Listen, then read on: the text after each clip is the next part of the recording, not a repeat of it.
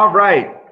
Excellent. Good afternoon, good evening, or good morning, depending on where you're at. This is Jeremy Grandstaff with S&G Endeavors, coming to you live with copywithjeremy.tv. We're on location today. I'm very excited to be sitting here with Brian Coyle.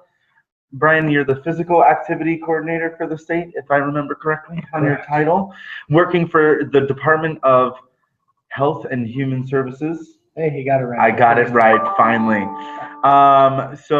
Excellent to be sitting here with Brian and diving back into some of the successes that you're seeing on the Nebraska Walkable Communities Project. So really excited to have you here with us for this informal conversation. Before we dive into our first question, I just want to take a moment to remind people that you can send in your questions using the chat box on YouTube, or you can tweet us at #WalkInE or even #CopyWithJeremy, and we'll do our best to address your questions. John, just a heads up, due to our technical setup today and the fact that we are live on location, I can't look at Twitter at the same time as using my computer. So if you can just kind of keep an eye on Twitter for any questions coming in that way, that would be helpful to us as well. Again, a big thanks to John and SG Mediagroup for hosting us today and running all the logistics for us. Really appreciate that piece. So we're back to Nebraska. Fantastic. It's always good to be here. I feel like I should just buy a house. Yeah, I think you should. You think I should? Yeah, smack dab in the middle of the state. It's a fantastic state. I don't know. Amy in Grand Island may feel that that's a little too close to her for her comfort, but I don't know. On-site technical assistance and guidance and coaching. That would be amazing. So, but it's good to be back. Been doing a lot of work with the Nebraska Walkable Communities Project. Tell us what that project is now that we've got you with no technical difficulties and we can hear you well. Fantastic. And we only get a half hour, so I'll be to the point. What's been fantastic is that the Nebraska Department of Health and Human Services was lucky enough to receive a Center for Disease Control Prevention grant. And one of the strategy areas was to focus on walkability, and enhancing transportation plans, local transportation plans, to address physical activity opportunities. And with the Surgeon General's call to action, which came out in September of last year, Nebraska is making that call. We're reaching to that call, and we're actually striving, based on the work that we're doing with all the local health departments. We fund 6 local public health departments currently, and we're working directly with 7 communities to enhance walkability. And so those 7 communities are, and I'm going to go from east to west, so Omaha, Hebron, Superior, Grand Island, Hastings, Lexington, and Sydney. Those are the communities that we're currently working with. But what's exciting is we're going to be onboarding some additional communities of Scottsbluff, Kearney, Fairbury, and potentially Harvard. So we're going to have well over 10 communities that we're going to be engaging in a collaborative engagement opportunity that really focuses on identifying the local needs, identifying the local leaders. What do those local leaders need and see in the importance of promoting a healthy community, with emphasis not only on just on physical activity, but biking and other health initiatives. I really see this as a long-term collaborative engagement opportunity because there are other health issues that impact Nebraska communities. Chronic disease issues in our state are absolutely terrible right now, where we have about 11 to 12% of our adults in our state have diabetes. We have pre-diabetes. We have other chronic health issues that the collaborative process that Jeremy and S&G Endeavors has taken us down in the last 2 years has provided us the opportunity to bring in the scope and scale of other conversations with regard to health initiatives. So, Brian, help our viewers understand a little bit more. You know, you're talking about chronic disease, you're talking about heart issues, things like that. Connect that back to walking. Like, what does walking have to do with that? And I actually asked you that question ironically because that was the question I got from a person in Lincoln the other day at a hotel. She's, what the hell does walking have to do with any of that?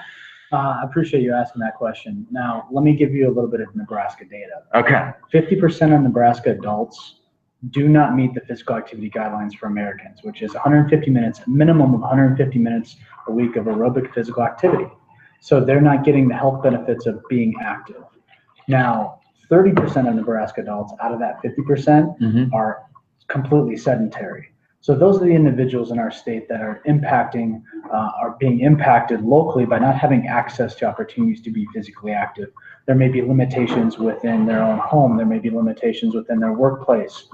They can't commute by bike or walk safely to get to work, or even to the supermarket or key destinations. So what's really important for us is to make the linkage of physical activity and walking, which walking is one of the simplest forms of physical activity that you can do. You need a couple things. You need a great pair of shoes to get you to and from where you need to go, but you also need safe access points for people to get to and from. So safe crosswalks. We're in Sydney today, so one of the challenges that the community in Sydney is, which is in the Panhandle, is that the railroad bisects the town from north and south.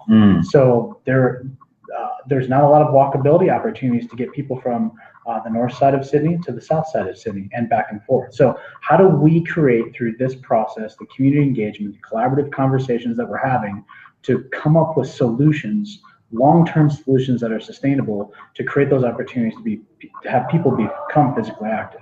So we're not just actually talking about telling people you have to be healthy.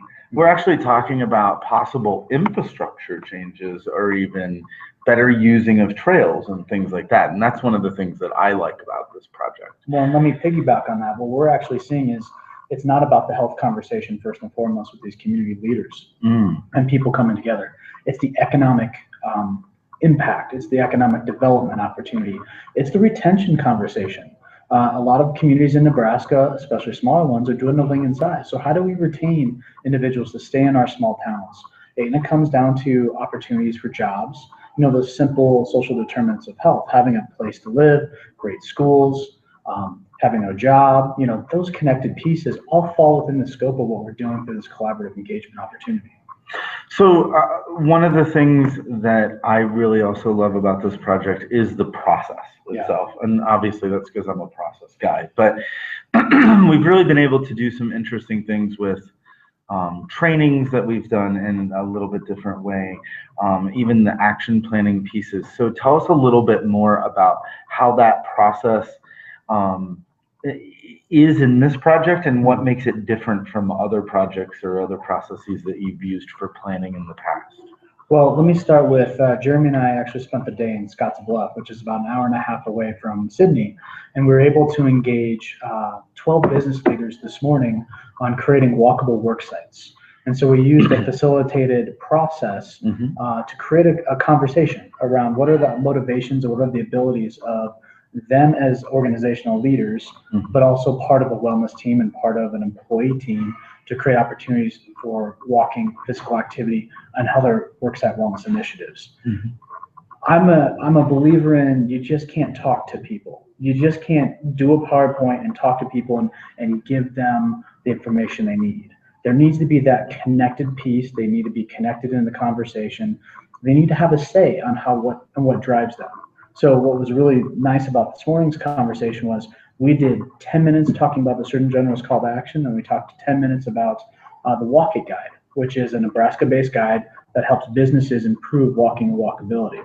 So it was a step-by-step process. But what was great is we spent the majority of the time in the 2-hour training, so really an hour and 40 minutes, talking about what were the motivations for them individually, them as a team, and then what do you need to be successful, and what do you already have in place? So what that kind of conversation and that engagement opportunity has created is more of a dialogue. I live in Lincoln, Nebraska. I come out to these communities and I work very closely with their local health department leaders. I'm not here to tell them what to do. I'm here to hear and listen to what their needs are. And we come up through a collaborative process to identify what are those simple opportunities, what are those sustainable opportunities, what are those no-cost, low-cost strategies to help get us to that next step. And really what it comes down to is collaborative engagement. These leaders are coming together within the defined space, which the process you have helped to create for us, to have that dialogue happen. And what's been fantastic is seeing the leaders that come to the tables. In a lot of communities like Hebron, we had 2 city council members and the mayor. We had in Omaha, we had the planning director and public works. So it's interesting to see who comes to the table, have the conversation, And when it comes to presentation style, I don't like the presentation. I like creating that collaborative conversation, hearing and identifying what are those opportunities, what are the needs for the local businesses or the local community, and then through dialogue and through action planning, we're able to find simple ideas and solutions to work towards so that we see that maximum impact of, okay, we've increased our number of adults who are becoming physically active. We've increased a number of youth who are now commuting to and from school. So. Now, so that was actually a really good segue to the successes that you're seeing. So, we're seeing increasing in numbers, but one of the things that we always get pushback on, and you and I have gotten it from the national organizations sometimes, and sometimes we even get it from other states when I'm trying to explain to them why this process might work for them. What are some of those on the ground successes that you're already seeing? I think our summit started last October. So let's say within the first 9 months or so after the summits, what are you seeing? Well, before we get to the summits, let me just say, because of the collaborative process that S&G Endeavors has brought to the table, we have got significant leadership support and buy-in from community members coming together to facilitate having a community conversation. So in my mind, that's a success. That's a success in itself. That's a success in itself, because people are coming together, passionate people, desirable people who really see the long-term impact and the opportunity for healthy communities. And healthy communities can be defined in any capacity that you so choose. But then leading up to the summits that began in October and finished in November, within the first 3 months, we actually had 3 city council pass resolutions to prioritize walking and biking. We've had the Sydney City Council here actually pass a policy to have an active living coalition that would then report to the city council. We've had prioritization of funding in a local community of Hebron, which is a town of 1,100, actually identify $2,000 of some of their tax money to help support the program implementation. We have a brand new metropolitan planning organization that is in Grand Island, which means our community has 50,000 plus population, and they've actually created a bike ped advisory coalition. And what I'm most excited about is talking about Sydney for tomorrow and what we've just got done in Grand Island. We're having conversations around Complete Streets, which Complete Streets is about local policy work within communities to identify how do we create a balanced transportation system, which includes the bicyclist, the walker, transit, individuals in cars, and talking about trucks and stuff like that. I'm looking out and seeing I-80 out in front of me right now. But what's been exciting is that the community conversations have spilled over into other opportunities and other conversations of need. And so the action plans are up and running, and I'm telling you, within the first 3 months, we saw significant success. I think those city council resolutions really kind of kicked it off for us. We've actually seen in Sydney, we've seen a signage project spring up that focuses on the Nebraska branding strategy, which is step and repeat to get people healthy and active. They have a trail map that they've created, and they're actually creating trail signage now. So it's really exciting to see the initial first steps that are going to kick up to other long-term sustainable efforts. But what's been most important to me is actually seeing the opportunity for us to onboard additional communities. Having conversations already in Fairbury and Kearney, building upon the success of our first 7 communities, is springboarding us into the next process of communities to come on board. So by 2018, which is the end of the grant period, which by far, this project is not going to be done in 2018 by any means, based on our engagement, our coaching, and collaborative connections. It's really exciting to see that long-term view from our leadership teams. And I know one of the things that first of all, I'll just give a big shout out to Grand Island. We did have Amy on, I think it was either last week or the week before. And so she actually talked a lot about where they're going and how that's even spurred more collaborative dialogue about how they lead that effort. Yeah. And so that it's not just Amy from the health department happen to drive it, but I think Nikki Stoltenberger is going to play a good role in that. Nikki is it Grow Grand Island is what she's part of? Yes. So there's a local chamber connectedness to some of that work as well. And I do want to mention this, as DHHS was new to the walkable and walking initiatives in Nebraska based on our CDC grant, our local health departments weren't doing a lot of this work already. I mentioned Omaha as one of our funded local health department areas. They've already done a lot of work in the walking and walkable communities, The rest of the 5 local health departments had never been in the space of creating walking or walkability. Actually, I take that back. Hastings was one of our first local health departments who advocated on behalf of Complete Streets. So I would say 4 out of the 6. And those of you who may remember our Hastings episode, they actually took that to a whole new level and just did a Healthy Hastings Summit. Yes. And that's what I thought was interesting. So that actually leads me to ask you this question, just really kind of a yes or no. Is this something that only applies to walkability, or is this process something that could apply to other areas, in your opinion? It's funny you mention that. We just had a collaborative meeting with our 6 local health departments last Thursday as part of the 1422 CDC grant. And what our nutrition coordinator was actually advocating for was the same process that we're doing for walkable communities, is the same that we could do for healthy food retail, and that engagement opportunity, bringing business leaders and convenience stores. So trust me, I've been pushing S&G endeavors a little bit more. But it's what's been really fascinating is that we're actually seeing a lot of our chronic disease partners internally are seeing the process that we're putting in place and thinking, how can we be a part of that? How do we make that connection? So I'm on the prevention team. We have a whole healthcare systems team that connects to physicians, clinics, hospitals, community health workers, and they're starting to see the value of the work that we're bringing to the table, and they're trying to think of what partners they can bring into the conversation from the healthcare system side to not only support walkability, but their initiatives as well. Excellent. And John, I'm going to come to you in just a second to check in on questions, so be ready for that. One thing that I do want to remind people, again, you can send your questions in via Twitter at #WalkNE, or you can send them in via #CoffeeWithJeremy. You can also put those questions into the question box right there on YouTube if you're watching us live. If for some reason you decide to watch us afterwards and you've still got a question, feel free to shoot it over to us using those hashtags via Twitter, or you can email me directly just by going through, I believe there's a way to do that off the YouTube site. One thing that I also want to call your attention to is in the descriptions, we did put links to a project overview and successes document, which highlights some of those successes. Though we got to make a note, the Hebron one was not in there. Yeah, that was a new one. I like that. That's a new one. So we're even seeing stuff come on board, even within the last week. So that's good. We also have a link to, Brian mentioned the messaging that was developed for the project, the Step and Repeat brand, and you can see some of the work that has been done there with a link to that in the description. So one of the other things, Brian, that we linked to was the blog post that we did on upcoming webinars that you guys are doing. We had our first one a couple days ago.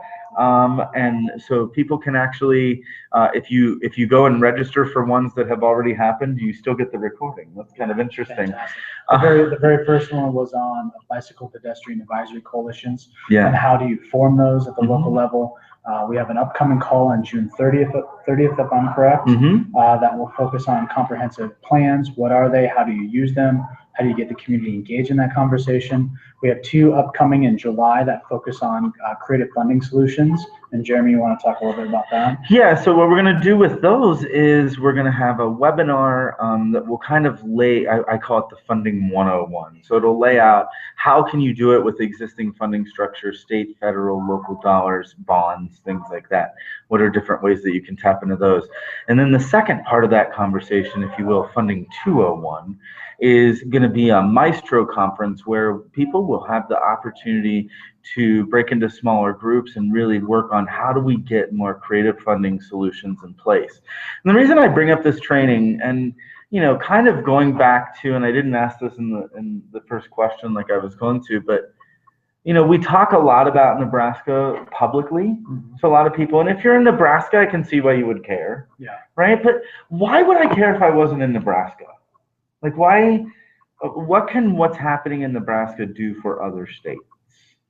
Wow, I'm gonna kind of I know, totally put you on the horn just a little bit. There's a couple things. So the one thing that I always love is I grew up in Nebraska. I grew up in Omaha, live in Lincoln, have been there pretty much my entire life. I call it the good life. That's one of our tourism mottos, or as Jeremy and I like to joke about now, it's Nebraska nice, which I would disagree with, but that's a whole funny conversation for another day. The one thing that really, what means Nebraska to me is that we take care of each other. a lot of the local communities that we're engaging right now, these are people that they grew up with. These are families that they've known for generations and for years and lived across the street. And so there's been this outreach of connectedness and caring and just almost community, I don't want to say the word compassion, but community desire to make it the best that they can with the resources they have available. And so what I really love more than anything else is that that's the Nebraska way. We know, everybody knows each other. We're here to make things better. We work together collaboratively across multiple avenues, from business to city government, to nonprofits, to schools. We come together and there's so many different community leaders. I'll tell you what we'll see tomorrow in Sydney with our Complete Streets. We'll see a vast array of business leaders, the chamber.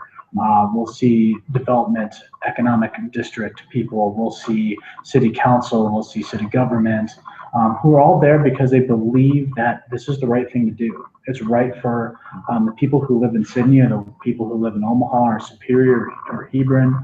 It's the right thing to do. So how do we create that opportunity so we have a sustainable, vibrant, thriving community long term? Oh, and by the way, the Huskers are amazing. John, that one was for you, sir. Oh my goodness. So, John, questions. Do we have any coming in? None coming in, but I have one, and it's kind of just a high level, or from a bird's eye view, Brian and Jeremy, and you both can answer. What are some of the maybe unexpected challenges from working with this large number of cities on projects like this that you didn't anticipate, and that you were able to find a solution to, or that you were able to kind of work swiftly and it ended up being okay? Any like unanticipated challenges from going through the process? I'll go ahead and answer that. Yeah. From the process itself, I don't see any unintended side effects. What I see is some communities had some culture issues, meaning that there were some already things happening within certain communities that challenged the process. But I think the process actually helped to bring community members together and created a great opportunity to talk about something. Lexington is a good example of that. And I'll say Sydney is being currently challenged from a culture standpoint because they're anchored by Cabela's. Cabela's is a sporting goods or an outdoor fitter organization, company, and they're being challenged because there's talk of company being bought out, stuff like that. So the process itself has not created anything, but what it has done is created opportunities of conversation between partners who may have not ever been at the table together, to have a dialogue specific to one big conversation right now, that's walkability. You know, I do have a direct answer to that, but I want to piggyback off of the Lexington example, because as a facilitator, talking to my other facilitators, or even people who are considering whether we're the right facilitator for you, Lexington really had some interesting cultural dynamics. You have a meshing together of white, Somali, and Latino populations. And some of the Somali and Latino populations are obviously coming to that meshing from different countries.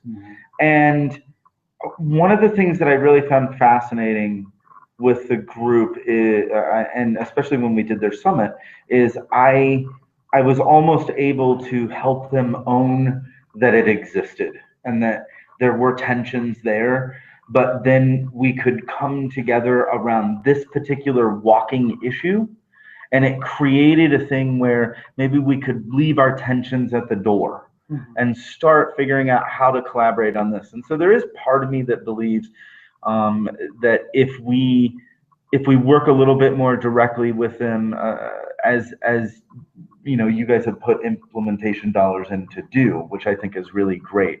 A lot of our clients don't do that.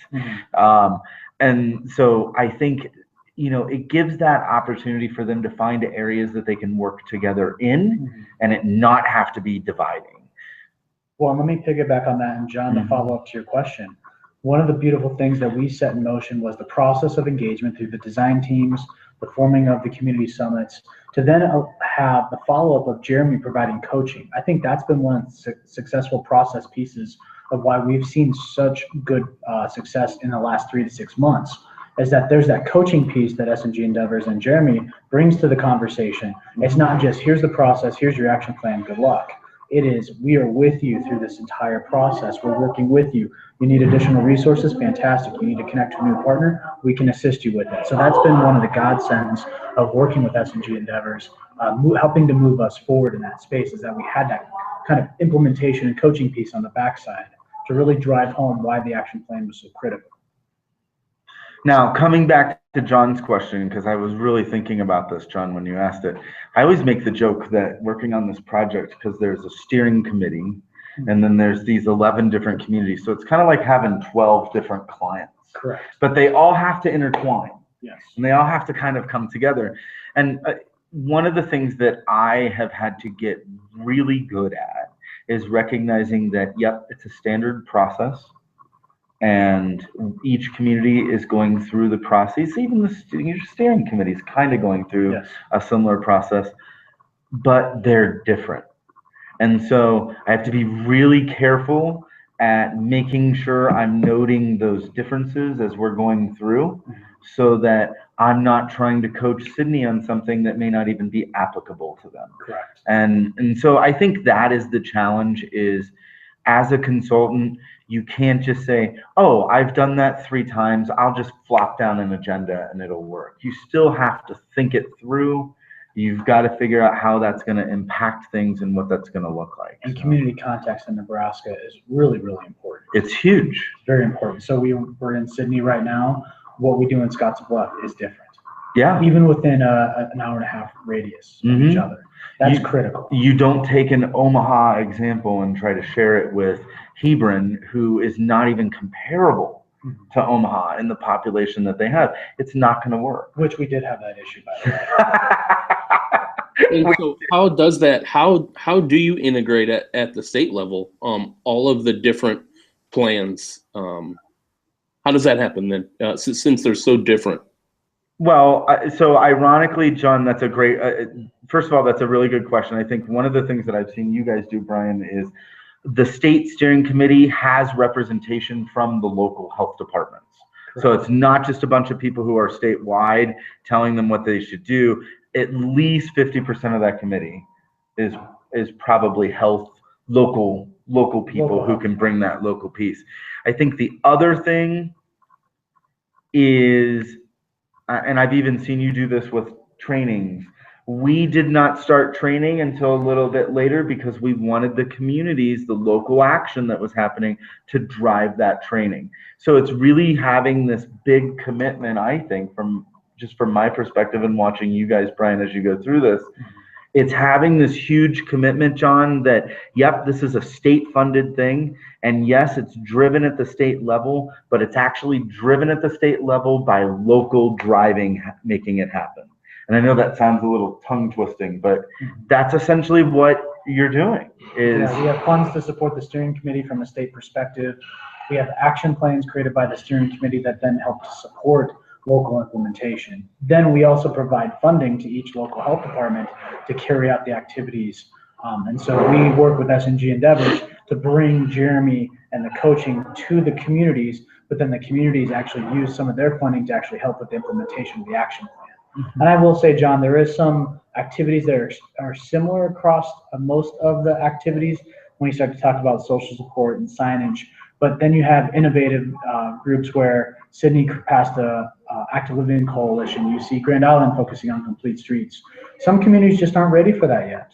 So it's nice to kind of see them. And I think when we start doing the second round of action planning with Superior and Hebron, you'll see them build off their successes to say, yeah, we're ready for that. Gotcha. I think it's also, recognizing that each is unique. I like what you said about some of them aren't ready. Yeah. And that's not bad. They told us that. They're just like, nope. Through the collaborative engagement conversation, we were able to assess and realize they're not ready. But that readiness, we can actually do something about it, which is why we're doing the trainings, which is why we're back out talking about complete streets.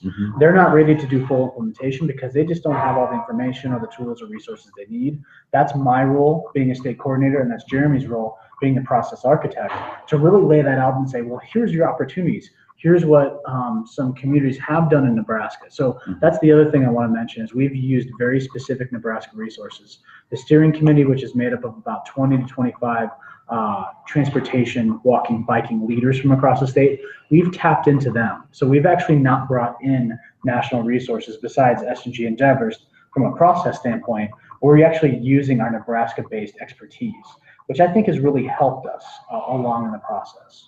I think it actually has too, especially because there is a little bit of a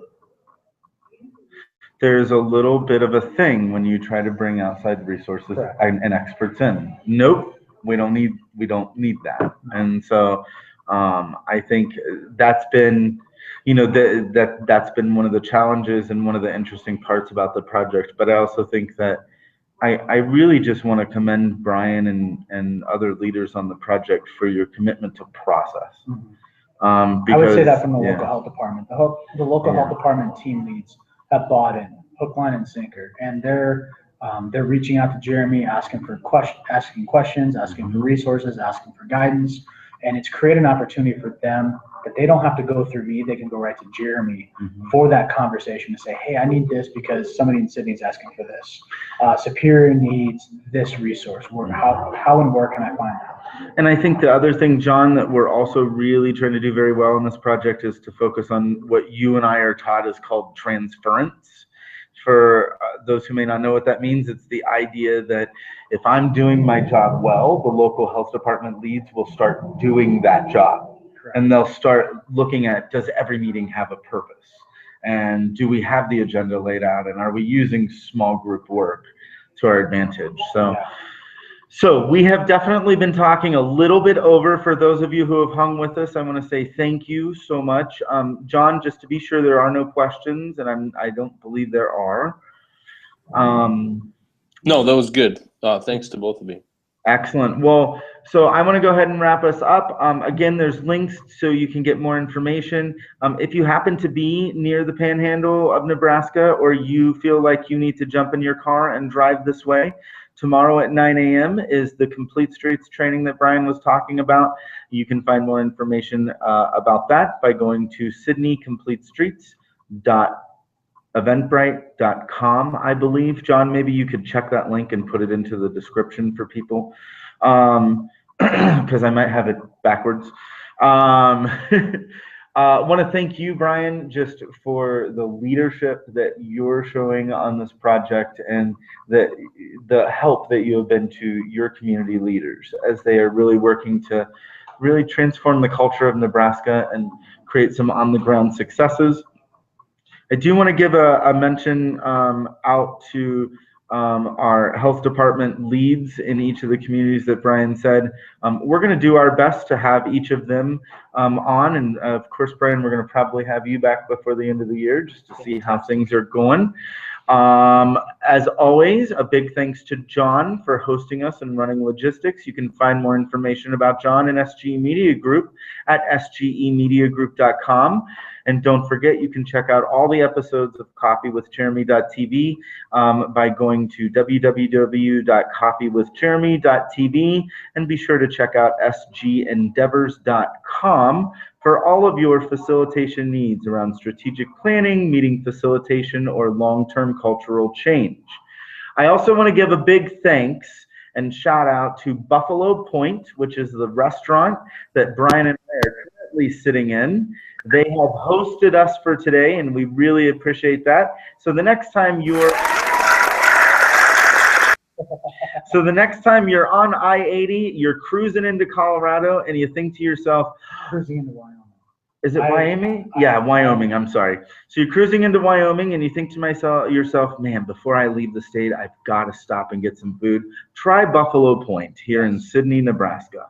So thank you all so much for joining. Please tell your friends about coffeewithjeremy.tv. Happens every Wednesday, where we dive into the power of collaboration and how It has the long-term effects of creating change and taking action.